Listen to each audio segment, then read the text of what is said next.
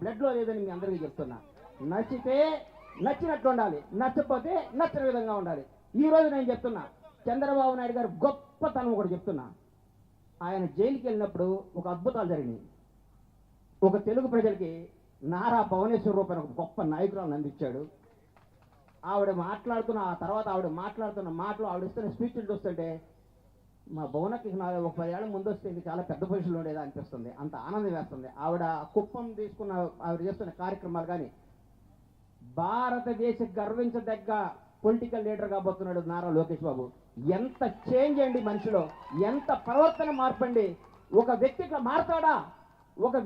మారతాడా? అది చంద్రబాబు నాయుడు కొడుకే సాధ్యం, చంద్రబాబు నాయుడు పెంపకమే సాధ్యం, భువనేశ్వర్ గారి పెంపకమే సాధ్యం అనిపించింది. ఇలాంటి పుట్టినరోజున చంద్రబాబు నాయుడు ఇంకా ఇంకా ఇంకా ఎన్నో చేసుకోవాలి. మీ అందరికీ చెప్తున్నా, సచ్చినా బతికినా ఉన్నా లేకపోయినా చంద్రన్న చంద్రన్న చంద్రన్న. మన నాయకుడు చంద్రబాబు, మన జాతి చంద్రబాబు జాతి, మన ఓటు చంద్రబాబుకే, మన కీర్తి చంద్రబాబుకి, మన శ్వాస చంద్రబాబుకి, మన ప్రాణం పోయే వరకు చంద్రబాబు నాయుడు శ్వాసిస్తూ చెప్పాలి. మీ అందరికీ ఒక ఇన్సిడెంట్ చెప్తాను.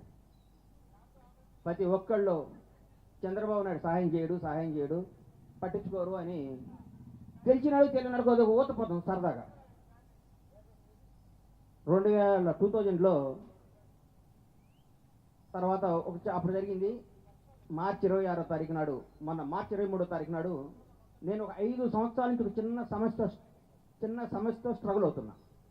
ఎవరికి చెప్పలేను, ఎక్కడో ఇరుక్కోకుండా. మార్చి 30వ తారీఖు డేట్ అయిపోద్ది, అంటే దాదాపు 15 రోజుల ముందు. లాస్ట్ సహాయం చేస్తాను ఒక పెద్ద ఆయన, గణేష్ ఇప్పుడు కుదరదు, చాలా ఇబ్బంది అవుద్ది అన్నాడు. సరే ఇంటికి వచ్చి ఆదివారం 23వ తారీఖు నాడు నిద్రపోయాను.